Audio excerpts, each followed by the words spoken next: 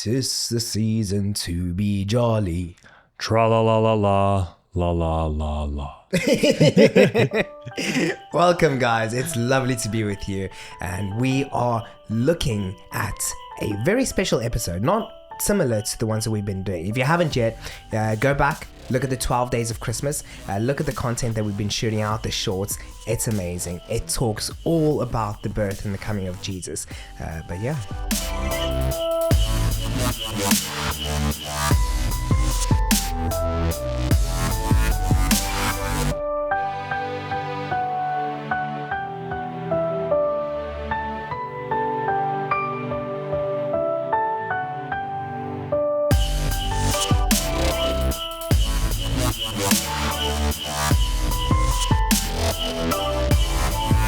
Yeah, so we have this special time. It's Christmas season. We figured what better opportunity than to dive into the story a little bit, look at the historical context, and just spend time together, looking at really the meaning behind why are we doing all this? Because it's so often that in our world we get clouded, and so just a refocus event for us. So, Pastor Johnny, as we start off, just what does Christmas mean for you?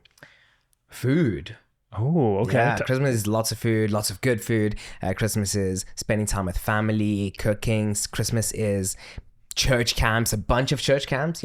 Everybody just pumping out as many church camps as they can. Is that a South African thing? It's probably a South African thing. Okay. Do you guys do it in the States? No, we definitely do not have Christmas church camps. Well, the weeks before, like 1 week before Christmas or 2 weeks before Christmas. No, it's back home. I think we have a few inches of snow right about now. So there's not a whole lot of going outside unless you're wrapped up really good. That's fair. Mm-hmm. Christmas is summer in South Africa, Southern Hemisphere. So Christmas is the beach. Okay. Yeah. How about you? Yeah, I'm something similar. A huge thing has to be family. If you don't have that element of it, I think it's a good excuse for us to all get together, eat some good food. For sure. Of course, we exchange gifts. So all these things are parts of it. But, truly, I think an element that you always see in the U.S. with Christmas is that you'll have special Christmas programs that go on at church. Sometimes the kids will get together, act in the play. You might have a special music or different things that are going on. And that's always something to look forward to, especially when I was growing up. All right, am I going to get to be Joseph? Am I going to be an angel this year? Maybe I'm going to play baby Jesus. I don't know. I think you can still play baby Jesus. I think I make a really cute baby Jesus, let me tell you. But no, that's what Christmas, a lot of the things that come to mind as I think about it. But this season, we're especially diving into the story. What does this story look like? Why is it significant? Why has this become one of the biggest holidays, if not the biggest holiday around the world that celebrates this season? Businesses love Christmas. It's the one day they make a ton of money, or one season. Oh yeah, no, businesses capitalize on it, but truly, there's not many other things. We talked about Thanksgiving a little bit earlier, and Thanksgiving is celebrated in different ways in certain areas, but it's not really the same worldwide phenomena that Christmas has become for us. Yeah. And so as we go into it, we're going to look at a couple different elements, and we wanted to start off by, just taking back 2,000 years, looking at this day, looking at what that scene would have looked like as all these different characters and people groups and status structures are coming together for this birth. And one of the ones that you had pointed out earlier that it was a big surprise to me as we had talked about it, was looking at the three wise men, the Magi, that are coming together for Jesus's birth. You mean the Magi? Don't tell me that you guys pronounce it Magi. It's Magi, bro. That's the most British thing I've ever heard. It's definitely the three Magi, if you guys are wondering. Don't listen to Pastor Johnny. Please excuse the American. Yeah. Well, we look at the Magi. Whether you say Magi, Magi, doesn't matter. But we look at the Magi. We see these wise men. The Bible says they come from the east bearing gifts. But the gifts that they bring are very intentional. And I believe we're going to talk about that a bit later. Oh, yeah. I want to dive into the gifts a little bit too. But, we're piecing this structure together. Let's start with the widest ones out, and we'll continue to work our way in towards Jesus. Yeah. But yeah, starting with these three wise men, we'll call them. Okay. Yeah. Actually, one of the shorts talks about it not being three wise men. Oh. Just talks about it being wise men. You guys should go check that out. Anyway. Okay. So you got these wise men, and they come in and they bring these gifts. But these are not the only wise men that we see in the Bible. Matter of fact, did you know that there's a prophet who was a wise man? Oh, who's that? This guy, Balaam, right? Mm-hmm. You might know him as the guy who had the donkey spoken to him. He's not traditionally known as a very wise person, though. Definitely not. But before Balaam was a prophet, Balaam was a wise man. Okay. All right. So he also received these prophecies from God, and he shared these prophecies down to the wise men. So these wise men, generations later, had access to some of the writings and prophecies of Balaam. Mm-hmm. So in that sense, they would have had an idea of this Messiah who was to come. If I'm not mistaken, it's Numbers chapter 24, where Balaam talks about the coming of this Messiah. And so already these men, we know that it wasn't by chance that they came for the Messiah. We know that they studied scripture, they studied prophecy, and they were waiting for the day for Christ to be born. I mean, that is incredible. Why were they specifically looking at Balaam and not maybe some of the other common prophets that we see? What was special about him? Well, Balaam was connected to the wise men. Other prophets might have been only within the context of Israel. And so because these men were far out in the east, around the area of Babylon, they wouldn't necessarily have writings of Israel. It's the same reason why I, as a South African, don't understand or don't relate to everything that Americans say, like Magi. So he's a little bit more approachable for someone outside of the Jewish context, you could say. Yeah. His writing and his prophecies, and even those are pointing towards Jesus. For sure. 100%. Okay. Interesting. And it's also because he acts as a middleman, right? So he's a middleman. He's got this connection to the people of Israel. He's got this connection to God as a prophet, but he's also got his connection to the wise men. You could consider him a dual citizen if it makes it sense. Okay, I'm understanding that. Yeah. So we see him come in. He's giving this prophecy, and it's being handed down from generation to generation. They're studying it. They're looking at it, and then we come to this moment where these wise men that are coming from the east is all that we know about them. And they're understanding something significant is taking place. Yeah. So what are we seeing them do? How are they reacting to this? Well, we see these wise men. They study the prophecies. They look at the signs. All the signs are there. The stars are there. The stars have aligned. And they decide that they're going to start off this journey. They've been waiting for this for the longest time. This isn't by chance. And as they're walking, we look at the gifts, and I'd like Matthew to go a bit deeper into the gifts, the significance of the gifts. Why is it so important that we know what these gifts mean? Yeah, the gifts are a powerful statement that these wise men are making, because they're coming from a foreign kingdom, and yet they're bringing gifts that have significance of honoring this new Messiah. And so the most common one that we hear of is the gold. And gold would have been a gift for a king. It's a gift for royalty. It's what you're going to bring them if you were approaching a king. And so even though they're approaching this infant baby, they choose to bring a gift fit for a king. And so already we're seeing that they have an understanding of who Jesus is before anyone else in the surrounding of Bethlehem did. The shepherds get it, these wise men get it, but yet everyone else seems a little bit clueless. I think these wise men knew a lot more than we give them credit for. Yeah, I mean, they were taking time to truly study it. And I think this is why the king is so intimidated when the wise men appear. It wasn't, because he was coming necessarily as a high priest or, these other things, but it's because he was coming and the gift was the evidence that he was going to become a king. And so this gift is controversial. In the one hand, it's powerful. It's a statement of who he is, of who Jesus is coming to be, our king. But it's also the very gift that's going to start him off by getting him in trouble. Him and his whole family. It's going to what causes them to flee this gift of gold. And I find it very interesting how even before Jesus is born, through the gifts he received, he's already shaking up authority. Oh yeah. He hasn't even really done, all he's done is been born, and he's already causing problems in the world, especially in, the power structures and the power dynamics that we are seeing going on. And so we see them first off bring this gift of gold. Another thing that we're going to see is the gift of frankincense. Tell us more about that. Yeah. Frankincense, we don't use it a whole lot in today's context. It's a very expensive, aromatic thing that they would burn. And so it's the context of a religious practice of the high priest is really what we're seeing here. And so they're bringing a gift that the high priest would use. This wasn't really used in daily life. It was expensive. It was rare. And so here we have, there's this baby. He's going to be a king. And at the same time, he's going to be a high priest for us.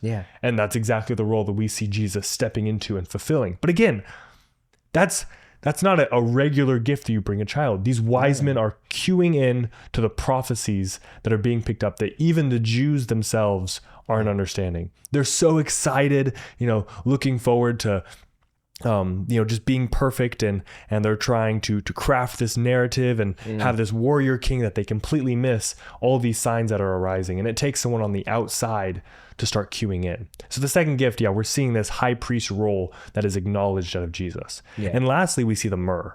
And the myrrh is a really interesting one because that's a gift, that's something you would see at someone's burial. Yeah. That's what they would use for that process. And so kind of a weird contrast that at the very time that he's being born, he's also receiving a gift for the dead, something that they would use in that, what do you call it, embalming process? Embalming, yeah. Mm-hmm. And so the three gifts signifying three important parts of Jesus's life, and yet given to him as a child. And from someone who's an outsider, they aren't Jews, but yet they're reading the prophecies. And I think it's an awesome cue-in point that anyone who's willing to dive in and be searching for Jesus can find him. Yeah. Sometimes the Old Testament seems a bit exclusive. Yeah. And this is yet another example. I think there's plenty of examples of where the Old Testament is not exclusive. It's a message to the whole world for whoever is willing to give over their heart. Yeah. Man, there it is, and they can find it. And I'm going to hop in there because at that point, the wise men were probably the people who were most expecting the coming of the Messiah. Mm-hmm. The wise men didn't even believe in the Hebrew God. Yeah. If we look at the men that surrounded themselves with the kings of Babylon, you had wise men, sorcerers, all sorts of men, and none of them believed in the Hebrew God. Mm-hmm. Daniel might have been an influence, but they all had their own belief systems. But here we've got these men, no connection to the Hebrew God whatsoever. And they're the ones that the Lord brings through, that the Lord leads eventually when they reach Jerusalem. So I think that's very beautiful. Yeah. Let me ask you this. Do you think that as they returned back to their own country, that they were in trouble from their king or their kingdom as they started honoring a different kingdom? I never thought that far. But if I were to look at Daniel and how Daniel was considered one of the wise men, not a typical wise man, but he was a wise man who feared the Lord his God, and he put the Lord God for everything, and he was honored because of that, and he was lifted up in everything. I don't think, if we follow the example of Daniel, I don't think they would have gotten in trouble. I think maybe they would have been very highly regarded. Mm-hmm. That's just opinion. Yeah, we're seeing this. It was not something that they slipped away and did secretly. Yeah. Often scholars will say that this was a 2-year journey. Is that right? Yeah. Where they arrived probably when he was about the age of 2, because the king is asking, all right, when did the star appear? When are you seeing this happen? And then he goes and kills every baby that he can find under the age of 2. So that's about the time frame. This was a long journey.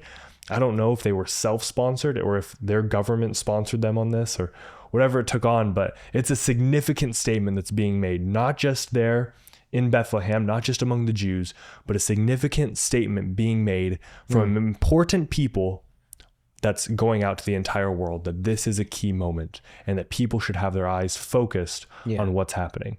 And so that's exactly what we see. We see that the king, it's drawn to his attention. He tries to kill Jesus, the coming king. He has to flee over to Egypt. And this whole next part of the narrative of Jesus's life is shaped by what happens right there. Yeah. So what else comes to mind when you think about this story? So we know that Balaam was based quite near to the river Euphrates, which is also really near to Babylon. Okay. We know that there was also another guy in Babylon. We just spoke about him. It was Daniel. Mm-hmm. We also know that Daniel was a prophet. We also know that Daniel prophesied about the coming of the Messiah, with the dates and times and all of that stuff. So we know that they had prophecies from Balaam. We know that they probably had prophecies from Daniel. So we've got 2 prophets. However, they did have their limitations. Yeah. So they knew the time that Jesus would be born. They knew the area, because of course Jerusalem. Mm-hmm. But they didn't know the exact place. Why don't you tell us? I think Micah talks about specifically the prophecy where it's looking into Bethlehem. Yeah. Jesus is going to be, the Messiah is going to come out of Bethlehem. And so with them, as much as they had this broad knowledge, they were still acting on a bit of faith. They didn't quite have the end of their treasure map marked out. Yeah. And I think that's why we see them approach King Herod they're still wandering, trying to figure out where they're going. So the Jews had all the scriptures that kind of narrowed it in. The wise men, I don't think they had all that yet. They were still figuring it out as they went along their journey. Yeah. Significant there just to see, the way that these men are acting. They didn't have the full picture, but they still had, like you said, from Balaam, from Daniel, from these prophecies. When we're looking at scripture, there's hundreds of prophecies, hundreds of them that are pointing towards Jesus. Not all of them towards his birth, but towards the whole life that he lived. Yeah. And so we can piece this together and truly know, have some confidence as we look back on it of what we're talking about. Yeah. And there's parallel upon parallel in scripture. And sorry. And you look at these wise men, as they enter, they've been studying the prophecies, they get into Jerusalem, and they're expecting everybody to be celebrating, to be ready and waiting for the king to come. But that's not what they receive. No, it's not. No, they arrive in Jerusalem, and the kings are surprised. The king is surprised. The priests are surprised. The people are surprised, and they're asking, "What's up? What's going on? The signs were all there. You had the scriptures, you had the signs. Why are you not celebrating?" And so it was very interesting. And I do want to note on the faith of these men. I'm going to call them faithless men, just to make it sound, Yeah. But these men who are not of the faith had greater faith than the actual people of the faith. That was incredible. They go, they don't have the end destination, but they know that there is something there. And that's enough to keep them going. I think that's incredible. And it just goes to show what Jesus means when he's talking about having faith like a mustard seed. It's a little off topic, but I just want to touch into that because that was really inspirational for me. It's not always about having the end destination. It's about knowing who accompanies you on the journey. And I think who you're looking for. Or who you're looking for. Yeah. If you got your eyes on Jesus, man, you may not know exactly what's happening at the end, but you know that Jesus is at the end. There we go. I like that. That's good. That's good. Good. Yeah, good way that they led and showed that way. So yeah, that's a beautiful story. We're seeing, again, as much as this is look forward to, that really the whole Jewish story is about pointing towards the Messiah. Yeah. And the people that see it are the Magi, the shepherds, of course, his own parents. And there's actually two more that catch it. And that's when he goes to the temple on the 8th day. That was the tradition of the Jews. You can look into that a little bit more. But we see that two other people are able to acknowledge him and share a little bit about who he is. Yeah. And, it makes me wonder, all right, this Christmas season, what am I looking forward to? What am I expecting? Am I looking forward to, seeing and acknowledging the way that God is going to move in my life?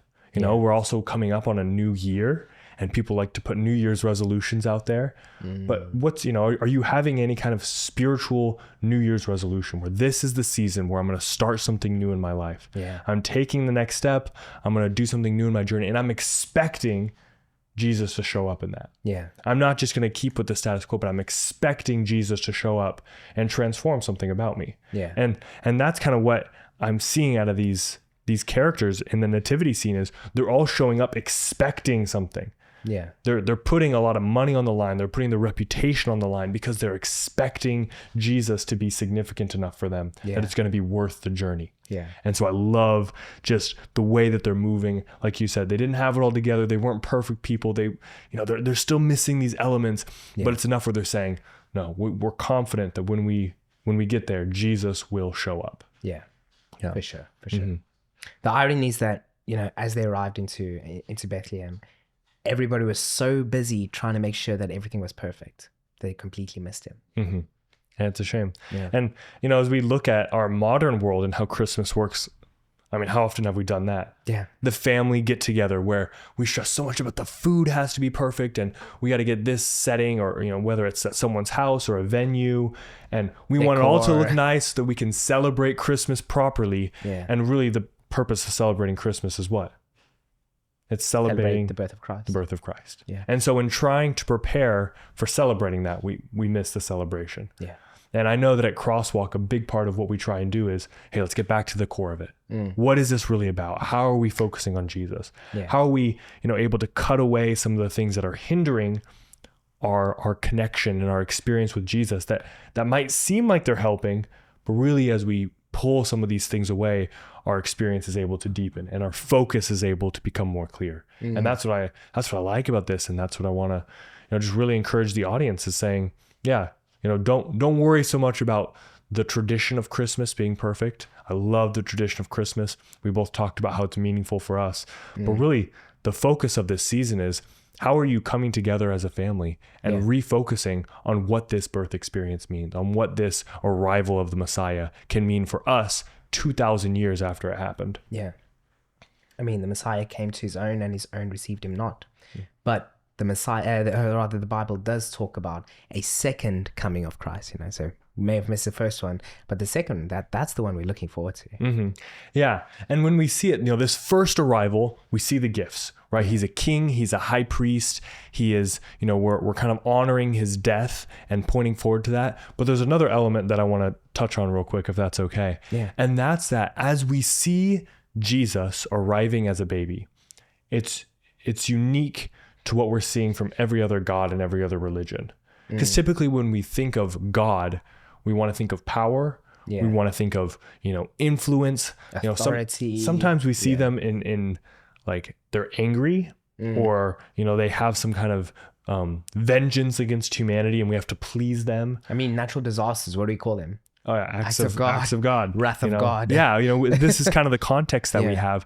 But the significance that was most impactful for me as we were preparing for this is looking at Jesus as a humble servant. Yeah. And I know that Philippians chapter 2 talks about it. Yeah. It says that, Jesus didn't consider his equality with God as something to be used to his own advantage, but he came down humbly as a servant.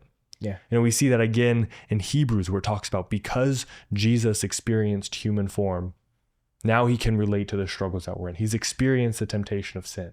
He's experienced, what it's like to go through heartbreak, in this body. Yeah. He knows what it's like to be hungry, right? He knows these kind of things. And so this moment where God, for the first time, is coming down and becoming 100% human, one of his creation. He's experiencing what we experience. Yeah. He's knowing what life is like for us. And he's doing that in a time when it's pretty rough to live. I mean, I have a much more comfy life here, in 2024 than I'm sure Jesus did back then. Yeah. The luxuries that I experienced. And yet he's living that because he wants us to know that it almost brings this closeness. Where typically in religion, we see God as far off, as intimidating. This is a moment where he's making a key point that I want to be close to my creation.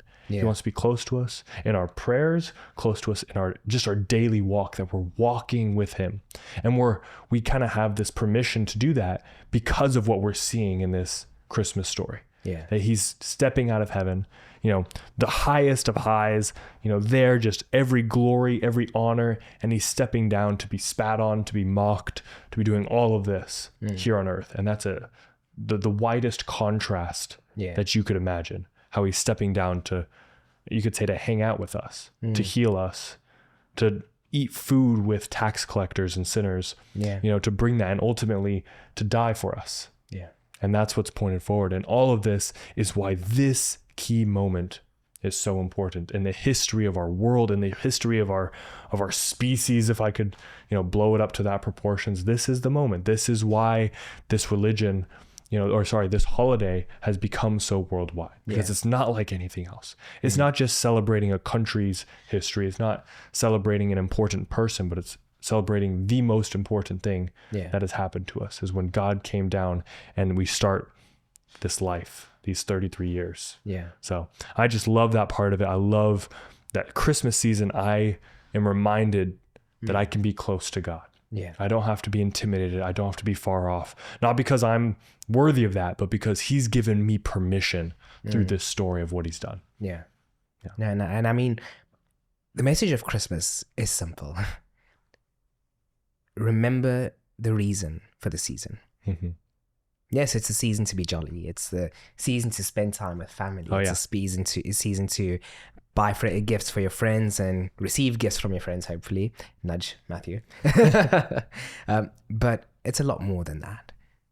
The reason for the season is about a God who loved us so much, a God who loved creation, who loved humanity so much that he sent his only begotten Son. Through him, we all might receive salvation. Yeah. Yeah. Beautiful story. It's a reminder for us of who God is. It's a reminder for us of, the context of the God that we serve.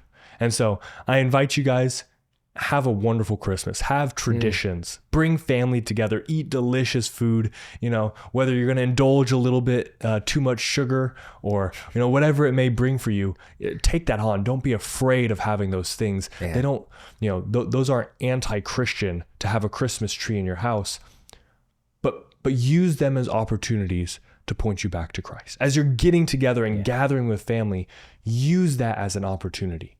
Don't get so distracted in what else can go on and in the shopping that we start to lose the character of love that Jesus had. This is my opportunity to show my friends, to show my family, to be reminded of the love that Christ calls us to have for each and every person.